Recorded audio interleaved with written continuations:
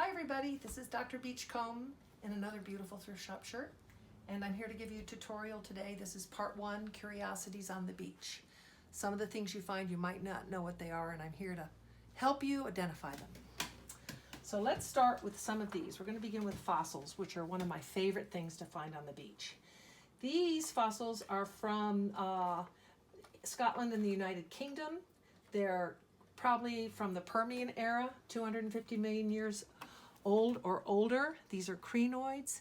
These are the stems, the stalks of ferns with a little star inside. I don't know if you can see that star, but that's a hallmark of crinoids. This is an ammonite, and these are corals and different kinds of plant material.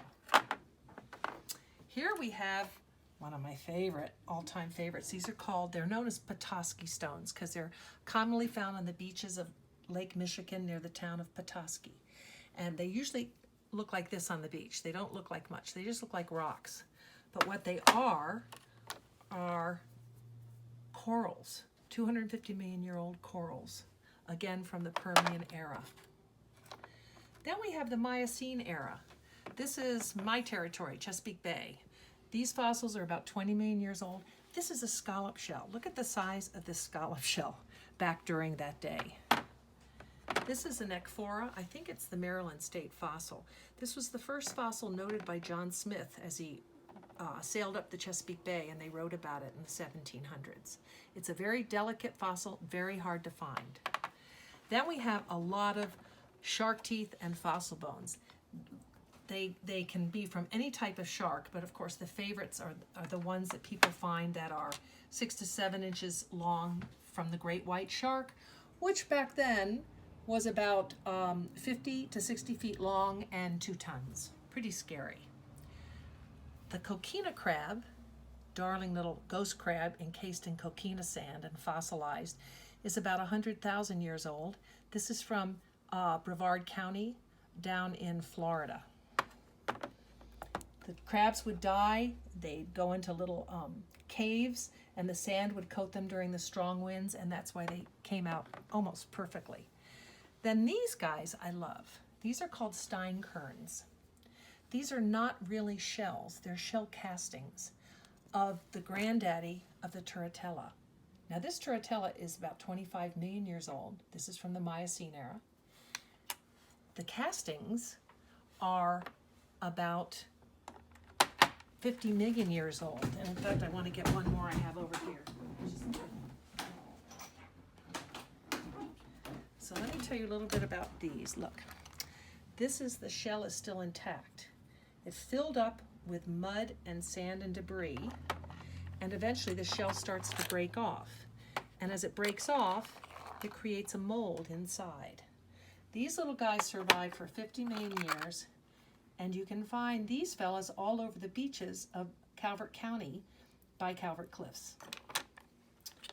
Next we have one of my favorite rocks next to quartz. These are brimstone.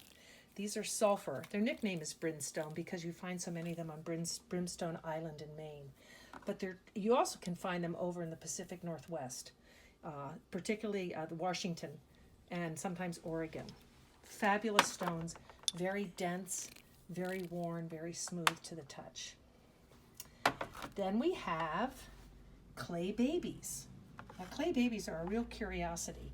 You find them over in near Tacoma, on some of the beaches there, and this is clay that oozes up into the sand and makes formations and dries into the shape of little things. Like, I think that's a little duck, and this is a bunny, and this is a duck quacking, and here's a turtle. So clay babies are really fun because you can use your imagination with them. Then we have this hunka-munka, which looks pretty strange, right? You find these all over the beaches of North Carolina. This is actually a wet form of fulgurite. Fulgurite is when quartz sand melts. It's been heated to 4,200 degrees.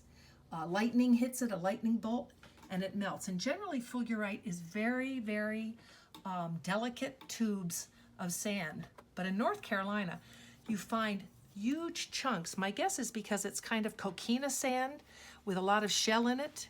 And when it hits the wet coquina sand, it turns into very heavy, dense tubes. So here we have one of my favorites. This is a whale vertebrae my husband found in the Pacific Northwest. And this is a baleen tooth from a whale that my dear friend Jean gave me, along with a whale inner ear bone and a baby one that's been fossilized. Now these are pretty rare finds. I've never found those, but I have found whale bone and I have found baleen. Then we have a funny little thing here. This is the plate of a parrotfish, and as you know, parrotfish chomp on coral and then poop it out in the form of sand. So they're very important to our environment, our marine environment. And their plates, their mouth plates, are very, very hard. This is a huge one. I've never found one quite that big again. And I have really no clue what this is. My husband thinks this is a stingray mouth plate, but I'm not sure. If you know, you let me know. And finally, if anybody knows what these are, I find these on the coast of Durham and Sunderland in England, and I love them. I'm not sure if they're fossils. I'm not sure if they're rocks. I call them rosettes. If anyone knows what they are and can identify them correctly in my comment section, you win a bag of sea glass. Okay, that's it for now. Bye.